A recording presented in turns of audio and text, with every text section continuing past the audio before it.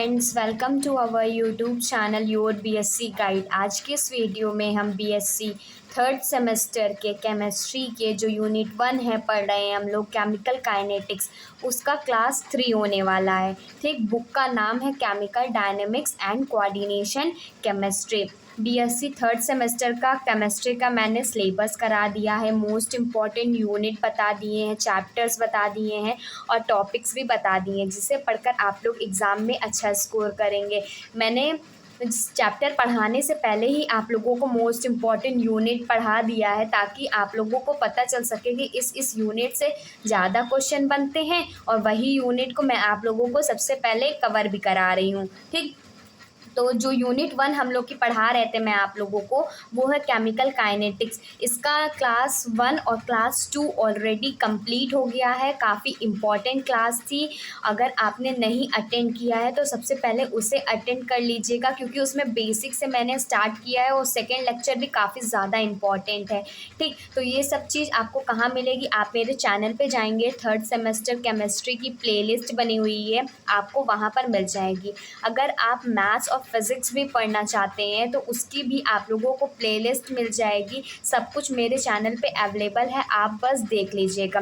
और मैंने आप लोगों को सारा चीज़ बताया हुआ है, कैसे क्लास चलने वाली है। अगर आप स्टार्टिंग से वीडियो देख रहे हैं तो आपको सब कुछ पता होगी। और मेरी हर वीडियो शाम को 6 बजे आती है, मंडे टू फ्राइडे आती है, तो आप शाम को ज़रूर एक्टिव रहा करिए। ठीक, क्लास स्टार्ट करने से पहले मैं आप लोगों को एक चीज़ बता देती हूँ। अगर आपने कॉपी पेन लेके नहीं बैठे हैं तो आप प्लीज़ कॉपी पेन लेके बैठिए, क्योंकि ये क्लास काफ़ी ज़्यादा इम्पॉर्टेंट होने वाली है। और मैं हर क्लास में बोलती हूँ कि आप लोग नोट्स बनाने चाहिए, और ये नोट्स मैं आप लोगों को शॉर्ट नोट में लिखवाती हूँ, ताकि आपके एग्ज़ाम के टाइम पे आप लोगों को बहुत ही ज़्यादा हेल्प हो सके। आप लोगों ने थंबनेल में देख ही लिया होगा कि आज हम लोग टॉपिक डिस्कस करने वाले हैं, जो कि काफ़ी ज़्यादा इम्पॉर्टेंट होने वाला है। एग्ज़ाम में डायरेक्ट इससे क्वेश्चन बनते हैं ऑर्डर ऑफ रिएक्शन के ऊपर।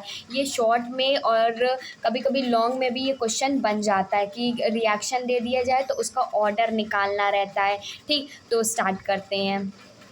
तो ऑर्डर ऑफ रिएक्शन क्या होता है, आप नोट्स मेरे साथ ही बनाते हुए चलिएगा। मैं आप लोगों को पहले समझाऊंगी, फिर लिखवाऊंगी, और जो लिखवाऊंगी आप लोग उतना ही लिखिएगा, और एग्ज़ाम में पूछा जाएगा तो उतना ही लिखिएगा, आपको पूरे मार्क्स मिलेंगे। तो ऑर्डर ऑफ रिएक्शन क्या होता है? ऑर्डर ऑफ रिएक्शन में लिखेंगे, order of reaction can also be defined as the sum of power of concentration in rate expression। इसमें ऑर्डर ऑफ रिएक्शन में क्या कह रहा है कि ऑर्डर ऑफ रिएक्शन को हम डिफाइन करेंगे सम ऑफ पावर ऑफ कंसंट्रेशन। मैंने आप लोगों को रेट लॉ एक्सप्रेशन बता दिया हुआ है और रेट ऑफ रिएक्शन भी बता दिया हुआ है पिछले क्लास 2 में। इसीलिए मैं कह रही हूँ, अगर आपने प्रीवियस क्लास देखी हुई है तो आपको ये क्लास अच्छे समझ में आने वाली है। ठीक, इसमें कह रहा है हम लोग रेट लिखते थे। रेट कैसे लिखते थे?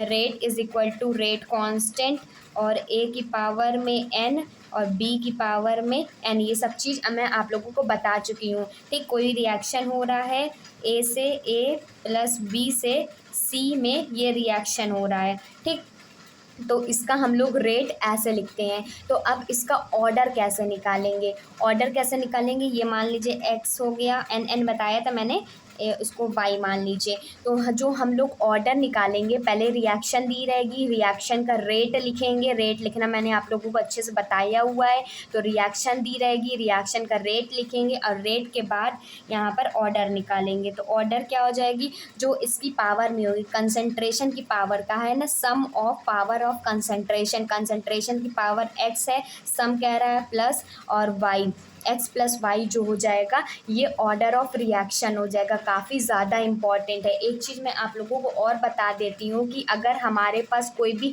गैसियस मॉलिक्यूल है या वाटर मॉलिक्यूल है, तो उसका जो ऑर्डर ऑफ रिएक्शन होता है 0 होता है। तो नोट करके एक पॉइंट लिख लीजिएगा आप लोग, या ऐसे ही लिख लीजिए। इसमें लिखेंगे इन रिएक्शन में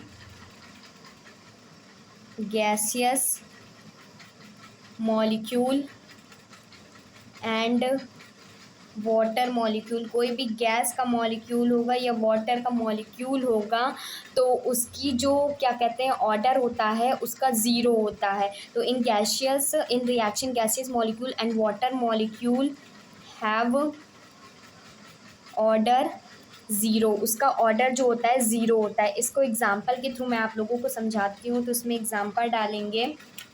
पहला एग्जांपल देखिएगा, ये H2 और Cl2 मैंने आप लोगों को काफ़ी बार बताया हुआ है। तो इसका ऑर्डर क्या होगा, HCl। अब ये जो H2 है, ये H2 क्या है, ये भी एक गैसियस मॉलिक्यूल है। Cl2 क्या है, ये भी एक गैसियस मॉलिक्यूल है। और जो HCl बन रहा है ये भी एक गैसियस मॉलिक्यूल है। मतलब इसमें कहा गया था कि अगर रिएक्शन में गैसियस मॉलिक्यूल या वाटर मॉलिक्यूल आता है तो उसका ऑर्डर ज़ीरो जाता है। तो इसकी जो मॉलिकुलैरिटी ज़ीरो नहीं होगी। मॉलिकुलैरिटी मैंने आप लोगों को क्लास अभी पढ़ाया है, क्लास 2 में पढ़ाया है, जो इसकी प्रीवियस क्लास हुई थी उसमें मैंने आप लोगों को बताया कि कैसे मॉलिकुलैरिटी निकालते हैं। जो नंबर ऑफ मॉलिक्यूल्स होते हैं उनको ऐड कर देते हैं। कितने मॉलिक्यूल्स ऐड हो रहे हैं रिएक्शन साइड पे, एक ये हो रहा है एक ये हो रहा है। तो दो मॉलिक्यूल्स ऐड हो रहे हैं तो इसकी मॉलिकुलैरिटी कितनी हो जाएगी, मॉलिकुलैरिटी इसकी 2 हो जाएगी। ऑर्डर कैसे निकालते हैं, ऑर्डर के लिए सबसे पहले रेट निकालना होता है। तो रेट कैसे निकालते हैं, तो रेट लिखेंगे। यहाँ पर क्या है, H2 है, H2 इसमें आगे कुछ नहीं है तो ये पावर में 1 हो जाएगा। और दूसरा क्या है, Cl2 है, इसकी पावर में 1 हो जाएगा। लेकिन ये भी गैसियस है, ये भी गैसियस है, तो इसकी पावर ज़ीरो हो जाएगी, इसकी पावर भी ज़ीरो हो जाएगी। तो ऑर्डर टोटल हमारे पास ज़ीरो आ जाएगा, क्योंकि ये भी गैसियस है ये भी गैसियस है। ठीक, इसका जो पावर हो जाएगा ज़ीरो हो जाएगा, ये भी पावर ज़ीरो हो जाएगा। हमने बताया अभी गैसियस मॉलिक्यूल का और वाटर मॉलिक्यूल होगा तो इसकी जो ऑर्डर हो जाएगा वो ज़ीरो हो जाएगा। एक वाटर मॉलिक्यूल का भी एग्जांपल ले लेते हैं। C12H22O11 प्लस H2O, ये ग्लूकोज और फ्रक्टोज बनाता है। C12H22O6 C6H12O6। ठीक, अब इसमें देखिए इसका ऑर्डर बताइए क्या होगा। देखिए मॉलिकुलैरिटी तो दो हो जाएगी, एक इसके मॉलिक्यूल है एक इसके मॉलिक्यूल, लेकिन ऑर्डर की बात करें, ऑर्डर में रेट निकालना होता है। रेट निकालेंगे तो इसका जो H2O का है तो H2O का तो ज़ीरो हो जाएगा, लेकिन इसका जो बचेगा ना, ये H2O अभी मैंने बताया कि H2O का ज़ीरो हो जाएगा, तो इसका बचा तो इसका कितना हो जाएगा, 1 हो जाएगा। तो ऑर्डर क्या हो जाएगा, 1 हो जाएगा। ठीक, तो ये हो गया हमारा पूरा ऑर्डर ऑफ रिएक्शन। होप आप लोगों को अच्छे से समझ में आया होगा। ठीक, अब आगे देखते हैं इसमें। अगर हम लोग order of reaction general reaction के लिए निकालें तो क्या होगा इसका, तो लिखेंगे फॉर अ जनरल रिएक्शन के लिए अगर ऑर्डर निकालना है, बहुत सारे रिएक्शंस मतलब बहुत सारे रिएक्टेंट के साइड में कंपाउंड ऐड हो रहे हैं जो कि प्रोडक्ट बना रहे हैं, तो उसका ऑर्डर निकालना हो तो कैसे निकालेंगे।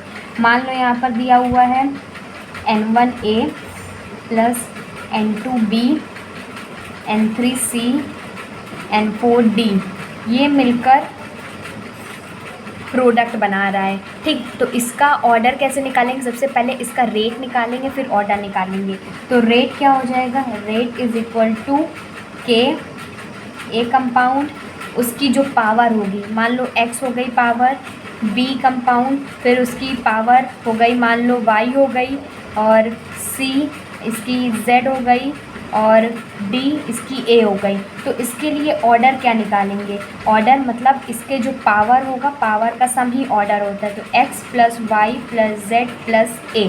ठीक, सबसे पहले ध्यान रखिएगा कि सबसे पहले रिएक्शन का रेट लिखेंगे फिर उसका ऑर्डर लिखेंगे। ठीक, तो ऐसे ये ऑर्डर निकल आएगा। अगर मान लीजिए कि अगर हम n की वैल्यू ज़ीरो रखते हैं तो n की वैल्यू ज़ीरो आएगी तो वो ज़ीरो ऑर्डर रिएक्शन कहलाएगा। अगर n की वैल्यू ऑर्डर, n जो रिप्रेजेंट कर रहा है वो ऑर्डर को रिप्रेजेंट कर रहा है, अगर n की वैल्यू ज़ीरो आएगी तो वो ज़ीरो ऑर्डर रिएक्शन को रिप्रेजेंट करेगा।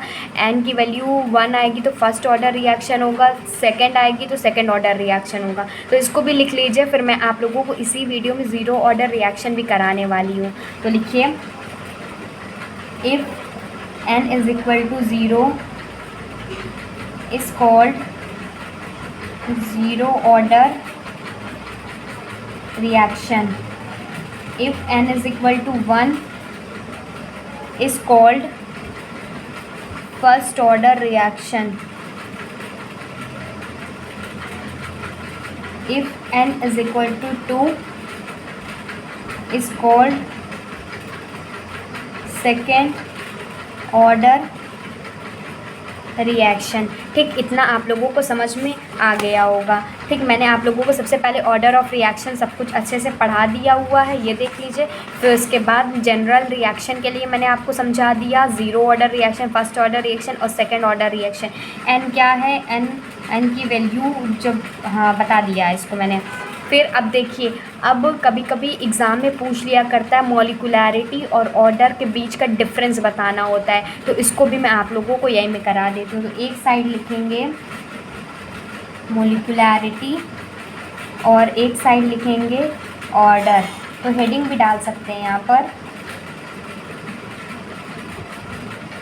Difference between मॉलिकुलैरिटी and order. ठीक, एग्ज़ाम में आ जाया करता है, तो मैं आप लोगों को सोच रही हूँ कि इसको बता दूँ ताकि आप लोगों के कहीं भी मार्क्स किसी भी तरीके से ना कटे। तो मॉलिकुलैरिटी में देखिए क्या होता था कि जैसे हमारे पास कोई रिएक्शन दी गई है, मान लीजिए कि N1A दिया है, N2B दिया है, ये बना करके प्रोडक्ट बनाता है। तो इसमें हम लोग मॉलिकुलैरिटी कैसे निकालते थे कि रिएक्टेंट के साइड के जितने नंबर ऑफ मॉलिक्यूल्स होते थे उसी को ऐड करते थे।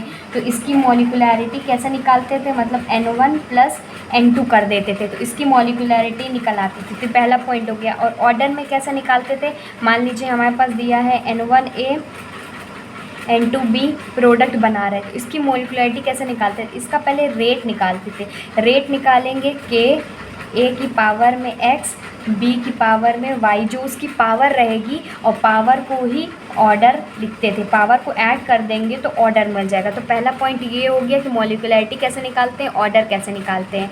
फिर नेक्स्ट पॉइंट जो है, नेक्स्ट पॉइंट है कि इसकी कभी भी वैल्यू, मॉलिकुलैरिटी की वैल्यू कभी भी ज़ीरो नहीं हो सकती और इसकी वैल्यू ज़ीरो हो सकती है, क्योंकि ऑर्डर में मैंने आप लोगों को बताया कि अगर कोई गैशियस मॉलिक्यूल है और अगर वाटर मॉलिक्यूल है तो उसका पूरा का पूरा ऑर्डर ज़ीरो हो जाएगा। तो मॉलिकुलैरिटी कभी भी ज़ीरो नहीं होती है, ऑर्डर ज़ीरो हो सकता है। तो लिखेंगे मॉलिकुलैरिटी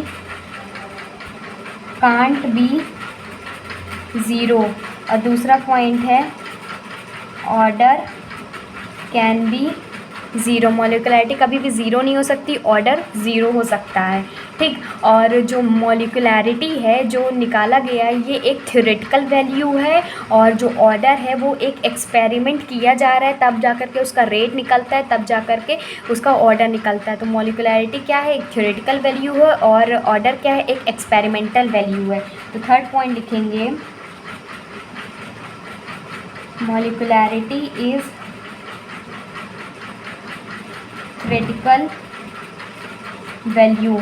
ठीक, ये एक थ्योरेटिकल वैल्यू है, और ऑर्डर इज एक्सपेरिमेंटल वैल्यू है। ठीक, तो ये मॉलिकुलैरिटी ऑर्डर भी आप लोगों का क्लियर हो गया। अब मैं जो आप लोगों को टॉपिक बताने जा रही हूँ ज़ीरो ऑर्डर रिएक्शन, वो काफ़ी ज़्यादा इम्पॉर्टेंट है। उसका सबसे पहले ज़ीरो ऑर्डर रिएक्शन होता क्या है, उसका रेट कांस्टेंट कैसे निकालते हैं, उसकी कैरेक्टरिस्टिक्स क्या होंगी, सब कुछ मैं आप लोगों को डिटेल में बताने वाली। तो वीडियो को इसके बिल्कुल भी मत कीजिएगा, एक एक पॉइंट ध्यान से देखिएगा और नोट डाउन भी करते चलिएगा। आगे देखते हैं अब इसमें नेक्स्ट हेडिंग है वो आप लोगों की पड़ेगी ज़ीरो ऑर्डर रिएक्शन, और ये मैं बता दूं कि ये काफ़ी ज़्यादा इम्पॉर्टेंट है और इससे डायरेक्ट क्वेश्चन बनते हैं, और इसके रेट कांस्टेंट के ऊपर भी काफ़ी क्वेश्चन बने हैं, और हाफ लाइफ से रिलेटेड इसके ऊपर न्यूमेरिकल बनता है। तो ये पूरा टॉपिक काफ़ी ज़्यादा अपने आप में ही इम्पॉर्टेंट है। तो इसमें देखिए ज़ीरो ऑर्डर रिएक्शन, अभी मैंने आप लोगों को बताया कि जब n की वैल्यू ज़ीरो होगी तो वो ज़ीरो ऑर्डर रिएक्शन के अंदर आएगा, लेकिन इसकी जो मेन डिफिनीशन है वो समझ लीजिए। मेन डिफिनीशन क्या कह रही है, पहले मैं लिखवा देती हूँ तब मैं आप लोगों को समझाती हूँ, तब आप लोगों को ज़्यादा समझ में आएगा। If the sum of power of concentration of reactant in given rate expression is 0, then the order of reaction will be zero. इसमें क्या कह रहा है, अभी मैंने आप लोगों को रेट बताया ना कैसे निकालते हैं, तो वही चीज़ कह रहा है, if the sum of power of concentration की जो भी पावर होगी उसका सम, रिएक्टेंट की कंसंट्रेशन की जो भी पावर होगी उसका sum in the given rate expression में अगर वो ज़ीरो आती है तो हम ये कह सकते हैं कि जो ऑर्डर ऑफ रिएक्शन होगा वो ज़ीरो होगा और ज़ीरो ऑर्डर रिएक्शन कहलाया जाएगा। फॉर एग्ज़ाम्पल ले लेते हैं, अगर हम H2 ले लेते हैं गैस और Cl2 ये भी गैस हो गया, ये HMu के प्रेजेंस में, सनलाइट के प्रेजेंस में, और 2HCl ये भी गैस है। अब इसका ऑर्डर निकालेंगे। हम बताए हैं कि अभी जो गैशियस के फॉर्म में होता है और वाटर मॉलिक्यूल होता है उसका ऑर्डर ज़ीरो होता है, ठीक। तो गैशियस का ऑर्डर ज़ीरो आ जाएगी। इसका अगर रेट निकालेंगे तब जा कर के ऑर्डर निकालते हैं ना, तो सबसे पहले रेट निकालेंगे तो H2 की पावर गैशियस है ज़ीरो हो जाएगा, Cl2 की पावर गैशियस है तो ज़ीरो हो जाएगा। तो रेट कितना, ऑर्डर कितना आएगा, ज़ीरो प्लस ज़ीरो मतलब ज़ीरो आए। तो कह रहा है कि sum of power of concentration, sum of power of concentration of reactant की साइड का, प्रोडक्ट की साइड से कोई मतलब नहीं है, ठीक। रिएक्टेंट की साइड का ऑफ रेट एक्सप्रेशन में अगर वो ज़ीरो आता है then the order of reaction वो भी ज़ीरो होगा। इसकी एक डिफिनीशन और हो सकती है कि जो रेट ऑफ रिएक्शन है वो does not depend upon the initial concentration of the reactant, मतलब जो रेट चल रहा है रिएक्शन से वो डिपेंड नहीं करता है उसकी इनिशियल कंसंट्रेशन पे। ऐसे रिएक्शन को हम ज़ीरो ऑर्डर रिएक्शन कहते हैं, मतलब कोई भी पार्टिसिपेशन नहीं हो रहा है तो उसमें का रिएक्टेंट का कोई भी मोल्स का पार्टिसिपेटिंग या कोई भी पार्टिकल्स जिसमें ऐड हो रहे हैं उसमें पार्टिसिपेशन नहीं हो रहा है, डज नॉट डिपेंड कर रहा है उसकी इनिशियल कंसंट्रेशन पे, तो वो हमारा ज़ीरो ऑर्डर रिएक्शन आ जाएगा। एक और डेफिनेशन लिखना चाहे तो वो भी लिख सकते हैं, वो भी इम्पॉर्टेंट है, तो लिख लीजिए और करके लिखिएगा। मैं आप लोगों को उसी हिसाब से बता रही हूँ। अगर एक डेफिनेशन नहीं याद होती तो दूसरी डेफिनेशन अपने माइंड में रखिए जो आप लोगों को अच्छे से समझ में आ जाए। तो दूसरी डेफिनेशन लिख लीजिए, the rate of reaction does not depend on the initial concentration of reactant, then such reactions are zero order reaction. ये भी डिफिनेशन काफ़ी इंपॉर्टेंट है। इसमें कह रहा है रेट ऑफ रिएक्शन में does not depend on the initial concentration, जो इनिशियल कंसंट्रेशन है उस पर डिपेंड ना कर रहा हो, then such reaction are known as zero order reaction. इसको ज़ीरो ऑर्डर रिएक्शन कहेंगे। आप कोई भी डेफिनेशन एक चूज़ कर लीजिएगा जो आप लोगों को अच्छे से समझ में आती है, वही हिसाब से लिखिएगा। एक चीज़ मैं आप लोगों को और बता देती हूँ, अगर आपको वीडियो सच में दिल से अच्छा लगता है, आपको कुछ हेल्प मिलती है तो आप वीडियो को लाइक कर सकते हैं, इससे मुझे भी मोटिवेशन मिलता है। लाइक ज़रूर कर दिया करिए आप लोग, ठीक। अब इसमें जो एक और इम्पॉर्टेंट चीज़ आती है कि कैसे हम ज़ीरो ऑर्डर रिएक्शन का रेट कांस्टेंट निकालेंगे, के की वैल्यू कैसे निकालेंगे। अभी मैंने आप लोगों को जो रेट ऑफ रिएक्शन पढ़ाया हुआ है क्लास सेकंड है उसकी, उसमें मैंने आप लोगों को बताया हुआ है ना रेट कांस्टेंट क्या होती है, उसकी डिफिनीशन भी बताई हुई, इसीलिए मैं कह रही हूँ कि पूरा लेक्चर रिलेटेड है तो आप लोग उसको ज़रूर देख लीजिएगा। अब हम लोग ज़ीरो ऑर्डर रिएक्शन के लिए रेट एक्सप्रेशन कैसे निकालेंगे, इसके थ्रू न्यूमेरिकल भी बनता है, तो इसको ध्यान से देखिएगा और वीडियो को इसके मत कीजिए। मैं बार बार कह रही हूँ, अगर आपको स्लो लगता है तो आप स्पीड थोड़ी सी फास्ट कर सकते हैं, लेकिन आपको नोट्स भी बनानी है ना, आपको पॉज करके नोट्स भी करते रहना है। आपको मेरे साथ नोट डाउन करते पहले समझ लीजिए, फिर वीडियो को पॉज कर लीजिए, नोट डाउन कर लीजिए। अब हम लोग इस ज़ीरो ऑर्डर रिएक्शन के लिए रेट निकालेंगे, रेट कांस्टेंट की वैल्यू निकालेंगे जो कि काफ़ी इंपॉर्टेंट है। फिर उसके बाद उसकी हाफ लाइफ निकालेंगे, कैरेक्टरिस्टिक बताएंगे, तो आप लोग बने रहिएगा वीडियो में, ठीक। तो उसमें लिखेंगे कैलकुलेशन फॉर रेट कांस्टेंट, या कह सकते हो रेट एक्सप्रेशन निकालना है हमें। काफ़ी इम्पॉर्टेंट है। ठीक, तो अगर सबसे पहले हम लोग एक रिएक्शन मान के चलते, ज़ीरो ऑर्डर रिएक्शन, मतलब ए से प्रोडक्ट हमारा बी बन रहा है। ठीक, ये हमने रिएक्शन मान लिया। अब इसका रेट निकालना है, मतलब के की वैल्यू मानना है। तो मान लेते हैं कि इनिशियल जो कंसंट्रेशन है, इनिशियल कंसंट्रेशन, उसकी जो इनिशियल मात्रा में कंसंट्रेशन उसको दी गई है वो ए है। अभी हमारे पास प्रोडक्ट नहीं बना है, अभी हमने रिएक्टेंट के पार्टिकल्स को उसकी कंसंट्रेशन ए दिया है। प्रोडक्ट हमारे पास कितना है, ज़ीरो है। ठीक, अभी हमारा प्रोडक्ट नहीं बना है। अब कुछ टाइम के बाद प्रोडक्ट बनेगा, तुरंत तुरंत प्रोडक्ट बन नहीं जाता है, कुछ टाइम लगता है, उसके बाद प्रोडक्ट बनता है। तो लिखेंगे आफ्टर टाइम टी। टी मान लो कोई एक टाइम है, टी के बाद अब मैंने आप लोगों को बताया था कि जो रिएक्टेंट की कंसंट्रेशन है कुछ समय के बाद घटती चली जाती है, फिर प्रोडक्ट बनाती है। ये सब मैं आप लोगों को बता चुकी हूँ। ठीक, तो कितनी घटेगी, मान लो कि ए में से एक्स घट गई। ठीक, और हमारा प्रोडक्ट जो बन गया वो एक्स प्रोडक्ट बन गया। ठीक, और मैंने आप लोगों को रेट ऑफ रिएक्शन कैसे लिखना बताया था। जो रेट ऑफ रिएक्शन है उसको कैसे लिखते थे, मैंने बताया था कि वो पार्शियली होता है, तो इसीलिए dx/dt, और वो प्रोपोर्शनल होगा किसके, अब ये इनिशियल टाइम में इसकी कंसंट्रेशन ये है, मतलब कुछ टाइम के बाद इसकी कंसंट्रेशन ये है। तो a माइनस एक्स किसके ऑर्डर के लिए निकाले, ज़ीरो ऑर्डर के लिए निकाले, तो पावर कितनी हो जाएगी, ज़ीरो हो जाएगी। ठीक, अब जब प्रोपोर्शनलिटी का साइन हटता है तो क्या आता है, कांस्टेंट आता है।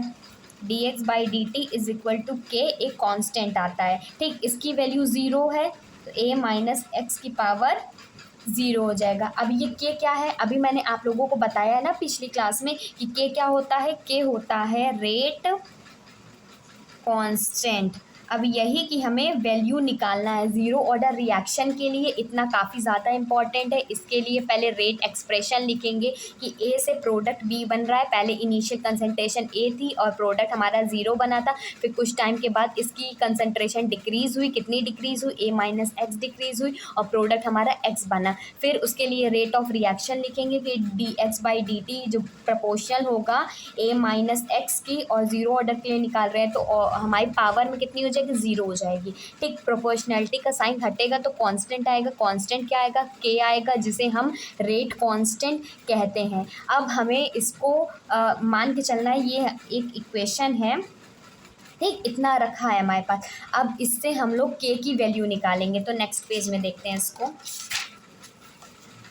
अब हमें रेट कांस्टेंट की वैल्यू निकालना है। हमारे पास क्या आया था, dx/dt इज इक्वल टू के ए माइनस एक्स की पावर ज़ीरो। अगर किसी की भी पावर ज़ीरो होता है तो इसको नेग्लेक्ट कर लेते हैं, तो हमारे पास कितना बचा, dx/dt इज इक्वल टू के हमारे पास बचा। ठीक, तो अब हम इसको dx इधर रख देते हैं, dt को उधर भेजते हैं, तो के dt हो जाएगा। ठीक, इसको इक्वेशन नंबर फर्स्ट मान लो। ठीक, अब इस क्वेश्चन नंबर फर्स्ट को इंटीग्रेट करेंगे। इंटीग्रेशन अगर बायो वाले हैं तो उनको तकलीफ नहीं होगी, प्रॉब्लम नहीं होगी, मैथ्स वाले हैं तो उनको अच्छे से हो जाएगा। मैं आप लोगों को समझाती हूँ इंटीग्रेशन कैसे करते हैं। इंटीग्रेशन का ऐसे साइन होता है और इसके अंदर वैल्यूज़ को पुट करते हैं। ठीक, ये इसके अंदर अगर के कांस्टेंट है तो कांस्टेंट वाला टर्म बाहर हो जाता है और dt ये अंदर हो जाएगा। बस इसका इंटीग्रेशन करेंगे। इंटीग्रेशन में क्या होता है, जो del X Y small quantity होती है ना उसको बाहर लाते हैं, तो इसको आएगा dx का इंटीग्रेशन क्या हो जाएगा,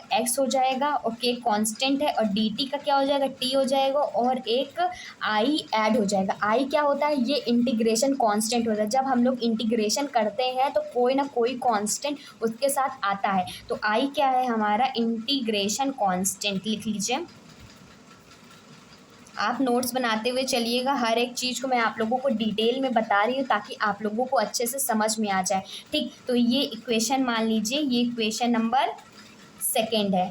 ठीक, और इसमें हमें के की वैल्यू चाहिए, के की वैल्यू चाहिए, तो उसके पहले आई की वैल्यू निकालना होगा, तब जा कर के हमें के की वैल्यू निकलेगी। तो आई की वैल्यू कैसे निकलेगी, अगर हम लोग इफ़ कर लो x is equal to zero और t is equal to zero, अगर हम x की जगह ज़ीरो पुट कर दे, t की जगह ज़ीरो पुट कर दे, तो क्या आएगा, x की जगह ज़ीरो और t की जगह भी ज़ीरो प्लस आई, तो आई की क्या वैल्यू आ जाएगी, ज़ीरो इज इक्वल टू आई, मतलब आई की वैल्यू क्या हो गई, ज़ीरो आ गई।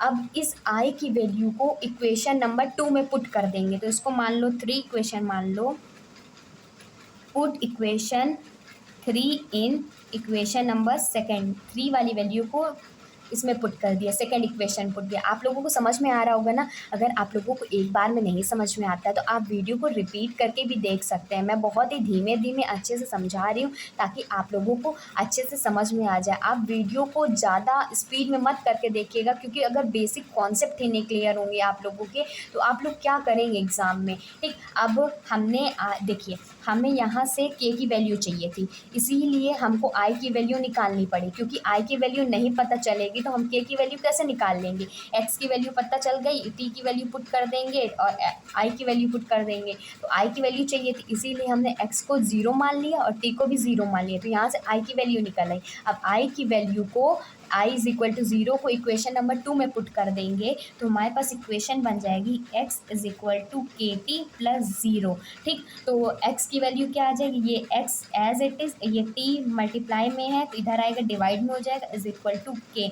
यही हो गई हमारी रेट एक्सप्रेशन कह सकते हो या रेट कांस्टेंट की वैल्यू कह सकते हो ज़ीरो ऑर्डर रिएक्शन के लिए। काफ़ी इंपॉर्टेंट है तो इसको लिख लीजिएगा, रेट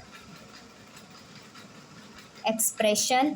और आप लोगों को एक फॉर्मूला शीट बना लीजिएगा, एक पेपर ले लीजिएगा, ब्लैंक पेपर लीजिएगा। जैसे कि फर्स्ट या तो आप चाहे तो नोट्स जब ख़त्म होंगी आप लोगों की तो एक लास्ट में एक पेज छोड़ दीजिएगा, उसमें जितने इंपॉर्टेंट फार्मूला लगते हैं आप लोगों को आप लोग लिख लीजिएगा। जैसे कि ये पहला इंपॉर्टेंट फार्मूला हो गया कि rate expression for zero order reaction, zero order reaction पहला फॉर्मूला ये बन गया, क्योंकि ये काफ़ी बार न्यूमेरिकल में भी इस तरह का पूछा जाता है। तो आप लोग कोशिश कीजिएगा कि आप लोगों को सारी चीज़ें अच्छे से रिमेंबर रहे। ठीक, एक बार मैं आप लोगों को रेट कांस्टेंट वाला फिर से समझा देती हूँ। देखिए, रेट कांस्टेंट कैसे निकालेंगे। सबसे पहले हम एक इक्वेशन को कंसीडर करेंगे ए से बी। ठीक, ए से हमारा प्रोडक्ट बी बन रहा है, इनिशियल कंसंट्रेशन हमने ए ले लिया, प्रोडक्ट कुछ नहीं बना था उस टाइम पे 0 हो गया। कुछ समय बाद कंसंट्रेशन डिक्रीज हो गई, ए माइनस एक्स हो गया और फिर उसके बाद हमारे पास एक्स बन गया। रेट ऑफ रिएक्शन निकालना सिखाया है D x by D T, और वो प्रोपोर्शनल होता है ए माइनस एक्स की पावर 0 के। ठीक, तो जब प्रोपोर्शनलिटी कांस्टेंट हटाएंगे तो के आएगा, के होता है रेट कांस्टेंट। ठीक, रेट कांस्टेंट निकल आया। फिर उसके बाद ए माइनस एक्स की पावर 0 है तो इसको नेग्लेक्ट कर देंगे, इसको कर लेंगे। फिर उसके बाद D X is equal to K D T कर लेंगे। फिर उसके बाद इंटीग्रेशन इसको कर दिया।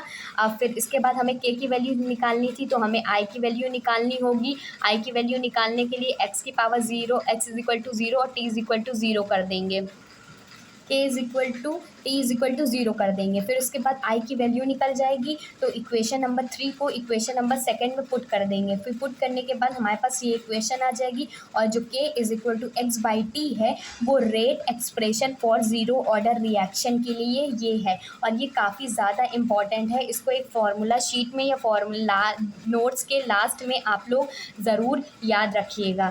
ठीक, आगे देखते हैं हम इसमें।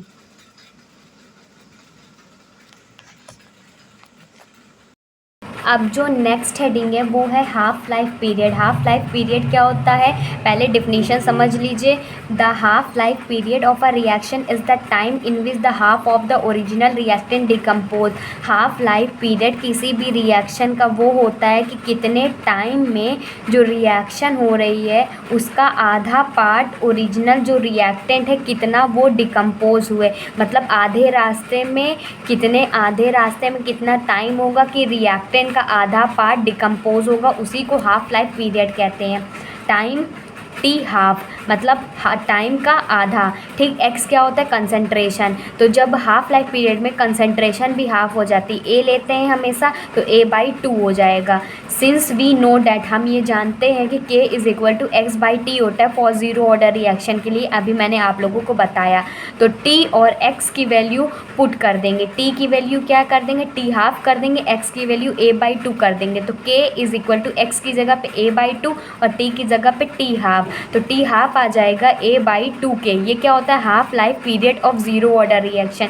काफ़ी बार न्यूमेरिकल में डायरेक्ट पूछ लिया करता है कि हाफ लाइफ निकालिए, जहाँ पर कंसंट्रेशन दिया होगा या कांस्टेंट दिया होगा, या कांस्टेंट निकालने को पूछ सकता है, टी हाफ दिया होगा, इसी तरीके से क्वेश्चन आ सकते हैं। अब इसमें जो एक चीज़ टॉपिक बचता है characteristics of zero order reaction, ये भी देख लीजिएगा। ये भी आप लोग क्या पूछ सकता है कि ज़ीरो ऑर्डर रिएक्शन डिफाइन कीजिए, उसकी कैरेक्टरिस्टिक्स लिखिए। तो आप लोगों को लॉन्ग में भी ये क्वेश्चन आ सकता है। ठीक, तो ध्यान रखिएगा। सबसे पहली कैरेक्टरिस्टिक है कि जो रेट ऑफ रिएक्शन है वो इनिशियल कंसंट्रेशन पे डिपेंड नहीं करता है। अभी हमने देखा कि जीरो ऑर्डर रिएक्शन होता है जिसकी पावर, रेट की पावर, कंसंट्रेशन की पावर ज़ीरो हो जाए तो वो होता है। तो इसमें लिखेंगे rate of reaction does not depend upon the initial concentration जो कि ए होता है, इस पे ये डिपेंड नहीं करता है। और दूसरी चीज़ इसकी यूनिट निकालेंगे अगर हम, तो एक क्या हो जाता है, कंसंट्रेशन की यूनिट क्या होता है, मोल पर लीटर होती है, मोल पर लीटर होती है। और जो टाइम की जो यूनिट होती है, अभी हमने देखा ना K = x/t है। अभी हमने ज़ीरो ऑर्डर रिएक्शन के लिए रेट कांस्टेंट की वैल्यू निकाली ना, तो अब इसकी यूनिट, कंसंट्रेशन की यूनिट मोल बाय लीटर होती है। टाइम की क्या होती है, टाइम का इन्वर्स। टाइम में कुछ भी हो सकता है, मिनट हो सकता है, सेकेंड हो सकता है। तो जो यहाँ पर मिनट होगा तो मिनट इन्वर्स हो जाएगा, सेकेंड होगा तो सेकेंड इन्वर्स हो जाएगा। तो ये आ जाएगा mole litre inverse time inverse. तो ये पूरा ज़ीरो ऑर्डर रिएक्शन कंप्लीट हो गया है। नेक्स्ट की वीडियो में फर्स्ट ऑर्डर रिएक्शन देखेंगे, काफ़ी इंपॉर्टेंट टॉपिक होने वाला है। आप zero order reaction, first order reaction, second order reaction, ये तीनों रिएक्शन अच्छे से कंप्लीट कीजिएगा। और रेट ऑफ रिएक्शन भी अच्छे से मैं आप लोगों को पढ़ाऊँगी। इससे डायरेक्ट के डायरेक्ट क्वेश्चन बनते हैं, इसीलिए मैं आप लोगों को पूरा डिटेल में पढ़ा रही हूँ। होप आप लोगों को वीडियो अच्छा लगा होगा। सच में अच्छा लगता है तो आप लोग लाइक कर दीजिएगा, ज़्यादा से ज़्यादा बच्चों तक शेयर कर दीजिए। क्लासेस स्टार्ट हो गई हैं और आप नोट्स बनाते हुए चलिएगा। एग्ज़ाम के टाइम पे आपको बहुत ही ज़्यादा हेल्प होने वाली है। ठीक, so good bye and stay safe.